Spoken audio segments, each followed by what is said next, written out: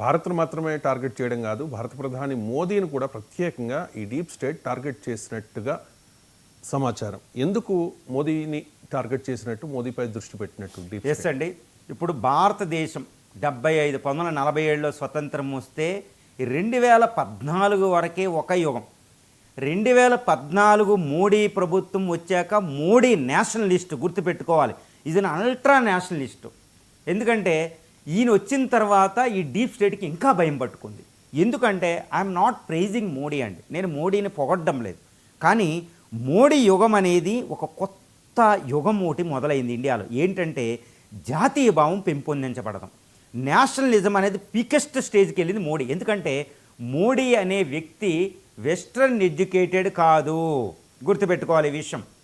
Modi western educated కాదు, foreign యూనివర్సిటీలో చదివి రాలేదు, ఈయన మీద ఇన్ఫ్లుయెన్స్ ఉండదు, ఓన్లీ ఇండియన్ ప్రొడక్ట్. నేను చెప్తున్నాను అనమాట, ఇండియన్ ప్రొడక్ట్. కాబట్టి ఇండియన్నెస్సే ఎక్కువ. రెండోది ఏంటంటే ఐఎమ్ నాట్ ప్రైజింగ్ మోడీ, ఆయన ఎక్కడి నుంచి వచ్చాడని కూడా, కానీ వాస్తవాన్ని చెప్తున్నా మీకు.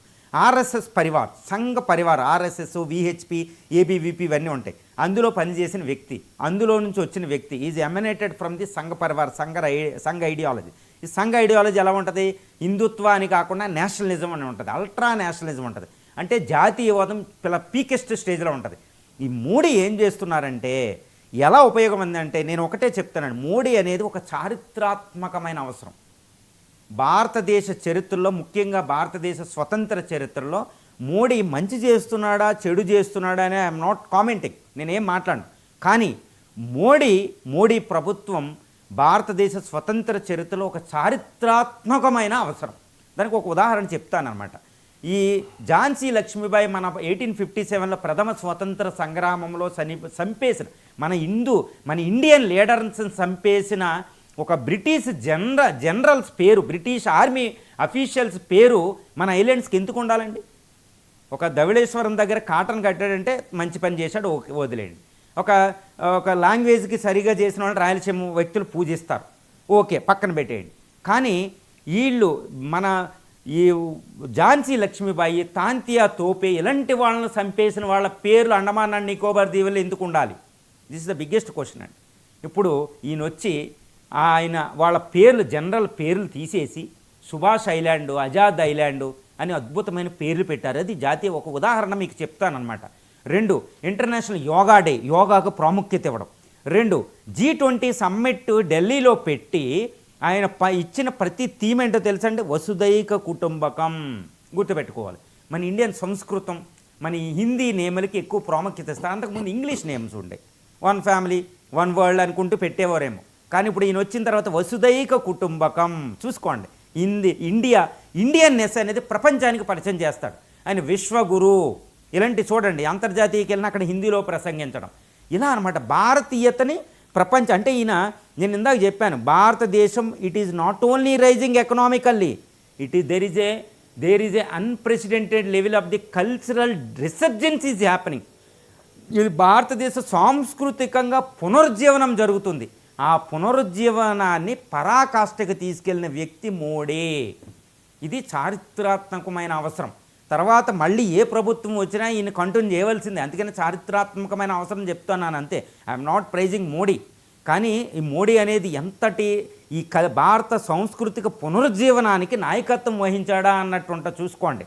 ఈ విధంగా education policy, Indianness, make in India, make in అంతకుముందు మన్మోహన్ సింగే పెట్టారు మ్యానుఫ్యాక్చరింగ్ పాలసీ అని.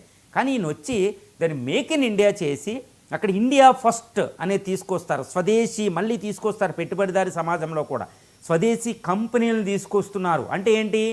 అమెరికా ప్రాఫిటీరింగ్ కంపెనీ, అమెరికా పశ్చిమ దేశాల ఐడియాలజీ నుంచి ఇండియా బయటపడడానికి మోడీ నాయకత్వం వహిస్తున్నారు.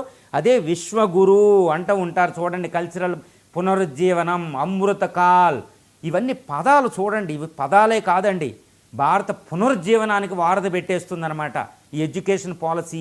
ఇవి తర్వాత రీజనల్ లాంగ్వేజ్లు, నేషనల్ ఎడ్యుకేషన్ పాలసీ, NEP 2020, ఈ పాలసీ చూడండి. ఈ పాలసీలో ఏంటంటే వర్నాక్యులర్ లాంగ్వేజ్ అభివృద్ధి ఉంటుందన్నమాట.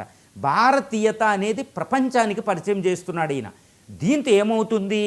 ఈ ప్రపంచంలో ఈ డీప్ స్టేట్కి భయం పట్టుకుంది. అమ్మో, ఈ నేషనలిస్ట్ ఇక్కడ ఉన్నాడంటే ఇండియా ఎకనామికల్ గ్రోత్ అయినా మన చెప్పు చేతలో ఉండేది, మన కంపెనీలు మన వస్తువులు కొనేవారు.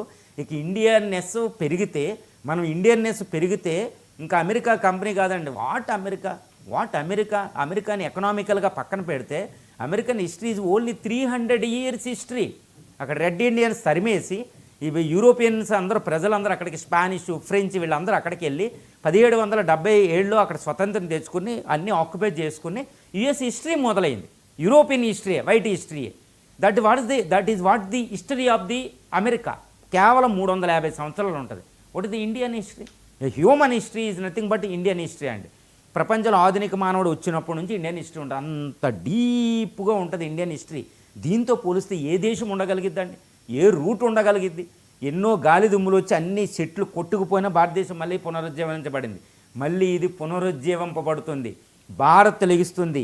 ఈ భారత్కి 11 సంవత్సరాలుగా ప్రైమ్ మినిస్టర్గా పనిచేసిన మోడీ, మళ్ళీ ఈ మోడీ గవర్నమెంట్ వచ్చిందంటే వెస్ట్రన్ కంపెనీలు కాదు కదా, ఏవి ఇక్కడ వ్యాపారం, వాళ్ళ ఐడియాలజీలు ఇక్కడ పనిచేయ, వాళ్ళ సైద్ధాంతికతలు, భారతీయ సైద్ధాంతికతని ప్రపంచాన్ని ఆక్యుపై చేసుకుంటుంది. విశ్వగురు ఈ టార్గెట్ పెట్టారు కాబట్టి ఈ డీప్ స్టేట్ భారత్ని, ఈ డీప్ స్టేట్ ప్రస్తుతం 11 సంవత్సరాలుగా ప్రైమ్ మినిస్టర్గా పనిచేస్తున్న మోడీని డైరెక్ట్గా అటాక్ చేస్తున్నారు. సో మోడీ